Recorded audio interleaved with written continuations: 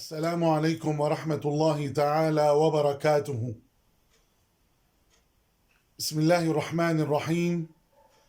الحمد لله رب العالمين، وأفضل الصلاة وأتم التسليم على سيدنا محمد وعلى آله وأصحابه أجمعين.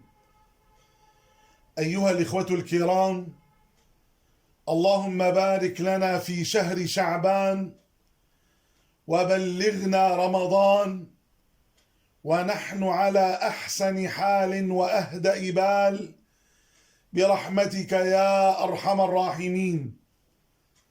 أيها الإخوة الكرام، أخرج الإمام النسائي رحمه الله تعالى في سننه عن أسامة بن زيد رضي الله تعالى عنه قال: قلت يا رسول الله صلى الله عليه وسلم، لم أرك تصوم شهرا من الشهور ما تصوم من شعبان.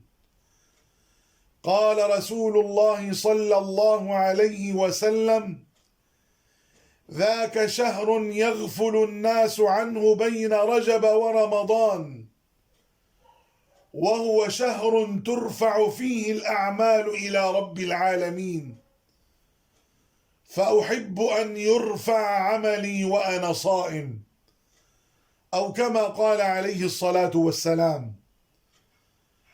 وأخرج الإمام البخاري رحمه الله تعالى في صحيحه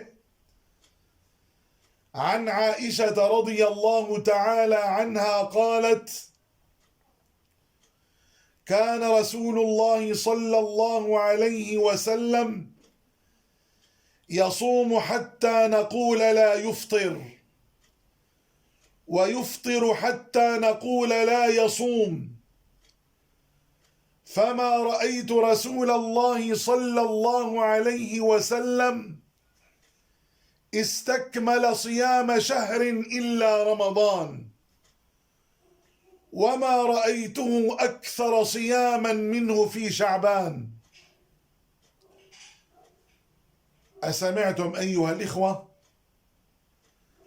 أسمعتم إلى هذا الكلام الجميل؟ كيف أن المداومة على العمل الصالح توصل العبد إلى رحمة الله وغفرانه والنجاة من نيرانه. وكما يقول العلماء عن شهر شعبان: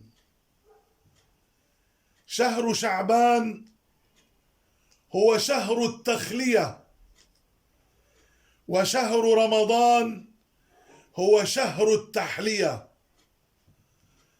وشهر شعبان هو شهر التطهير، وشهر رمضان هو شهر التعطير. وشهر شعبان هو شهر السقي، وشهر رمضان هو شهر الحصاد. لذلك أكثروا أيها الإخوة، أكثروا من الأعمال الصالحة في هذا الشهر المبارك حتى تكونوا مستعدين لاستقبال شهر رمضان المبارك بهمة عالية ونشاط وقوة.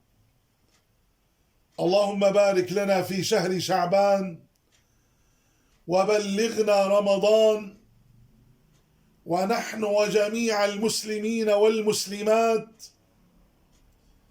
والمؤمنين والمؤمنات في مشارق الأرض ومغاربها، وكل من يلوذ بنا على أحسن حال وأهدأ بال برحمتك يا أرحم الراحمين.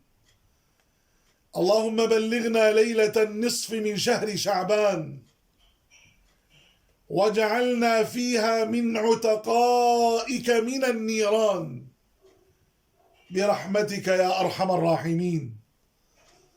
وصلى الله وسلم وبارك وعظم وأنعم على سيدنا محمد وعلى آله وأصحابه أجمعين، والحمد لله رب العالمين، والسلام عليكم ورحمة الله تعالى وبركاته.